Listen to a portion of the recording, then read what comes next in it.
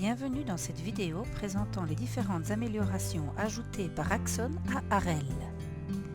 Rappelons les différentes versions proposées par Axon. La première est la version EBA, destinée aux banques et aux sociétés d'investissement qui produisent des rapports au format CRD4. La seconde version est l'édition Solvency 2 pour les sociétés d'assurance et de réassurance qui produisent, elles, des rapports au format Solvency 2. La dernière est la version qui fusionne les fonctionnalités des deux éditions et qui est complétée d'un tas d'autres fonctionnalités plus avancées pour les experts XBRL. Nos solutions partagent les bases techniques du projet Open Source Arel. C'est une application développée en Python, supportant la majorité des taxonomies XBRL. Les plugins peuvent être ajoutés, elles fonctionnent sur les environnements Windows, Linux et OS X. Cette présentation se centre sur la production des rapports CRD4 et Solvency 2. Nous allons vous présenter les fonctionnalités utilisées par les contributeurs, les banques, les sociétés d'investissement ou encore les assureurs. L'utilisation est la même quelle que soit la taxonomie utilisée, COREP, FINREP, Solvency 2, etc. Commençons par le choix du template Excel qui est utilisé pour notre rapport. À chaque taxonomie, on peut créer des templates standards qui reprennent tous les tableaux. Vous pouvez également créer vos propres templates correspondant à votre organisation. La définition des templates se fait généralement lors du démarrage de votre projet. Dans cette vidéo, on choisira un template standard qui reprend tous les tableaux du QRS de Solvency 2.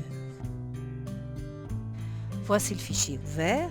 Vous pouvez naviguer au travers en utilisant les onglets ou la table des matières. Les templates Excel peuvent être complémentés par des formules, des macros, des liens ou autres add-ins pour, par exemple, récupérer les données de sources externes. Il est cependant important de respecter la structure proposée du template.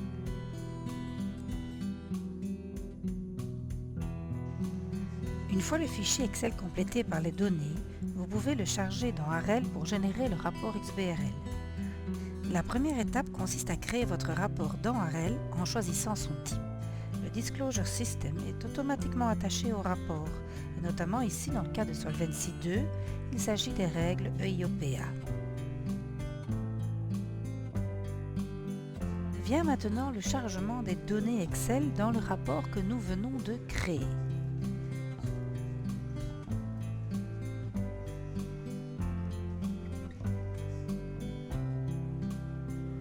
Nous choisissons ici de charger les données dans l'entièreté du document. Vous pouvez suivre, ici, l'avancement du chargement.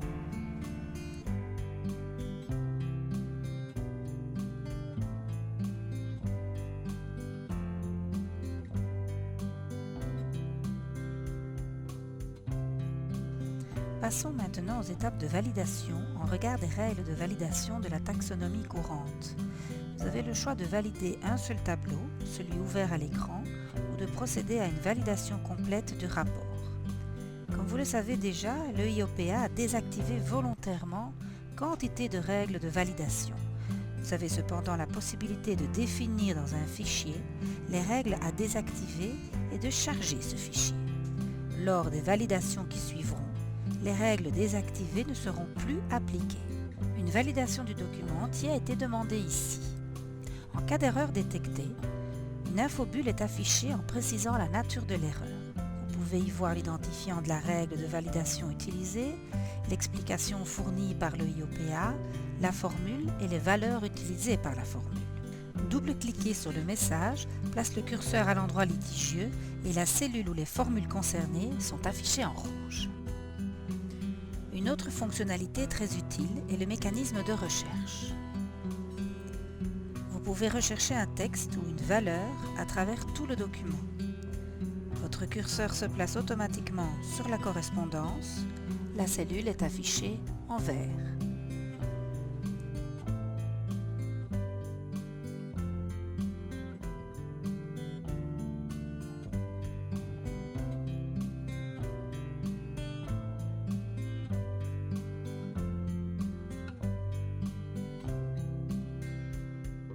Dans le cas de tableaux longs et complexes, il se peut que la correspondance ne soit pas visible à l'écran. Utilisez en ce cas les ascenseurs pour vous déplacer. Ces tableaux complexes disposent aussi d'une pagination. n'hésitez pas à les utiliser pour une navigation rapide. Chaque rapport dispose de propriétés propres d'informations. Les informations existantes sont reprises dans la partie supérieure de la fenêtre. Les informations dans la partie inférieure peuvent être modifiées. Ce peut être utile dans le cas d'une création d'un rapport sur base d'un rapport existant, à combiner alors avec la fonction de sauvegarde.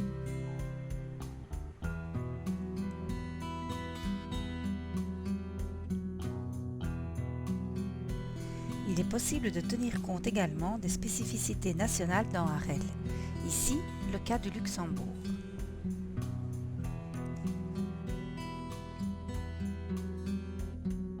Vous constaterez donc que les solutions AREL d'Axon sont intuitives et robustes pour le reporting XBRL des petites et moyennes entreprises. Nous présenterons les fonctionnalités avancées disponibles dans une prochaine vidéo. Merci!